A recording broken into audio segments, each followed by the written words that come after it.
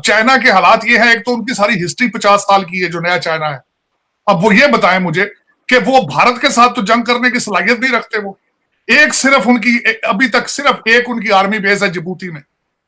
तो आप सारा उनके पीछे लग गए। आप उनके पीछे नहीं लगे थे, आप डॉलर के पीछे लगे थे। जो छोटे ममालिक है, जैसे आपने नेपाल की बात की, ठीक है, वो इंडियन करेंसी इस्तेमाल कर रहे हैं, ठीक है। सो आप क्या समझते हैं कि श्रीलंका, भूटान, मालदीव्स, ये सारे ममालिक को इंडियन करेंसी इस्तेमाल करनी चाहिए क्योंकि इससे स्टेबिलिटी आ सकती है? मैं आपको चैलेंज करता हूं कि जब तक आप इंडिया से ट्रेड नहीं खोलेंगे आपकी महंगाई काबू में नहीं आएगी, क्योंकि जो दालें वगैरह आप कनाडा से इंपोर्ट करते हैं और सब्जियां वहां से बाहर से मंगाते हैं, उनका फ्रेट इतना पड़ जाता है कि यहाँ पे आपको महंगी पड़ रही है। हम अच्छा अमल करेंगे, हमें बदले में अच्छाई का ही जवाब मिलेगा, यानी अच्छाई का बदला अच्छाई, और अगर हम बुराई करेंगे तो हमें बुराई का जवाब बुराई से ही मिलेगा। उन्होंने टोटल चीजों को डुप्लीकेट करना और अमेरिका के जो इंटेलेक्चुअल प्रॉपर्टी थेफ्ट है उसमें सारा पैसा बनाया उन्होंने। मैं हमेशा ये पाकिस्तानी दोस्तों को कहता था, आप आईफोन बनाने वालों को छोड़ के आईफोन की कॉपी करने वालों के साथ चले गए हो।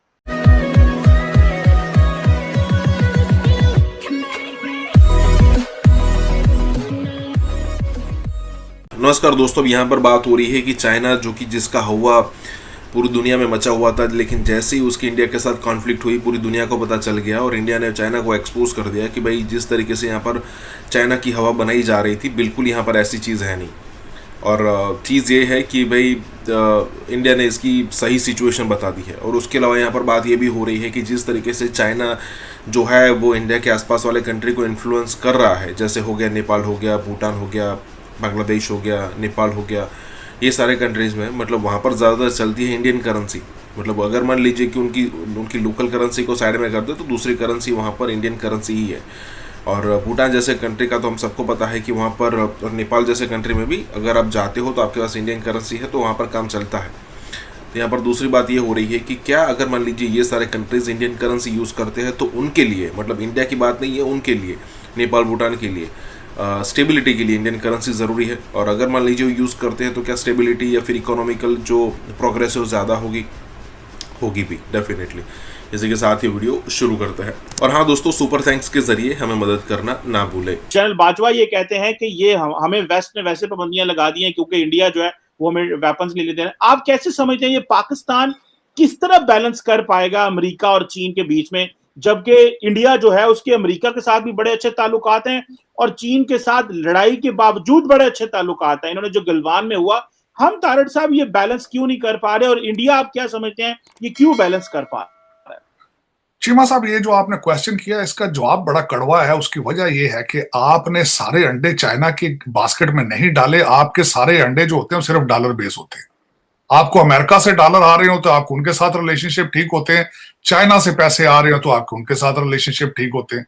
ये असल दर हकीकत ये है कि ये अमेरिका की वीक फॉरेन पॉलिसी है। जब उन्होंने इस रीजन में अफगानिस्तान से जब वो निकले, एक पैसा आना वहां से बंद हुआ, आपकी एक जरूरत थी कि आपको कोई दूसरी गाय मिले, आप वहां से पैसे निकले। तो आपने जिस तरीके से उनका 26 बिलियन डॉलर आपका सीपैक के चक्कर में आपने जब हजम कर गए हैं, और साथ उनके साथ आप उनके लोग भी यहां मर रहे हैं, तो फिर वो अपसेट होंगे। बल्कि वो अपने जितने प्रोजेक्ट उन्होंने पाकिस्तान में किए वो उनसे खुश नहीं है।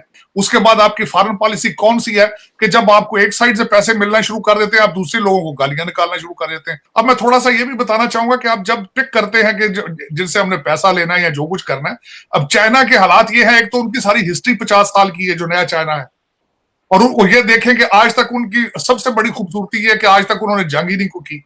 उन्होंने टोटल चीजों को डुप्लीकेट करना और अमेरिका के जो इंटेलेक्चुअल प्रॉपर्टी थेफ्ट है उसमें सारा पैसा बनाया उन्होंने।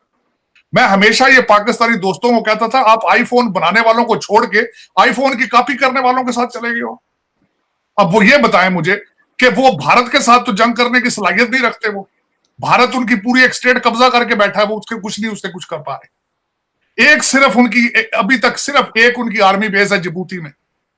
तो आप सारा उनके पीछे लग गए। आप उनके पीछे नहीं लगे थे, आप डॉलर के पीछे लगे थे। वो अब डॉलर आपने 26 करोड़ तो खा लिया आपने उनका। वो बेचारे तंग बैठे हैं, उनका हर प्रोजेक्ट फेल हो गया, वो पछता रहे हैं। वो मेरे अक्सर दोस्त मुझे यह कहते थे, ओए तेनू ये नहीं पता पंजाबी ना वो करनगे चाइना हाथ ला लग वेखणगे। अब वो कर रहे हैं, बेचारे मजबूर हैं, वो परेशान है।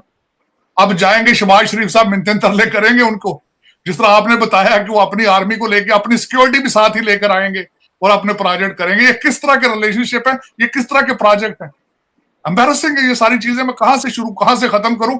मैं तो खुद कंफ्यूज हूं कि पाकिस्तान की फॉरेन पॉलिसी क्या है, हालांकि मैं पाकिस्तानी अमेरिकन हूं खुद।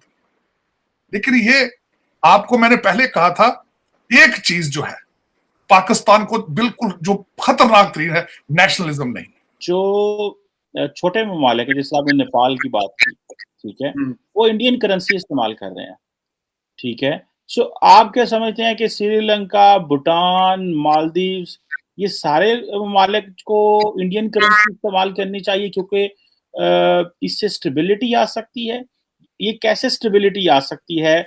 या आप जैसे फॉर एग्जांपल फॉरेन एक्सचेंज तो आप डॉलर में है ना, मतलब आपको डॉलर चाहिए, इंडियन करेंसी में तो एक्सचेंज नहीं है, मतलब ना तेल मिलता है ना कुछ मिलता है। तो आप ये कैसे कह रहे हैं कि ये जो है that could be source of stability?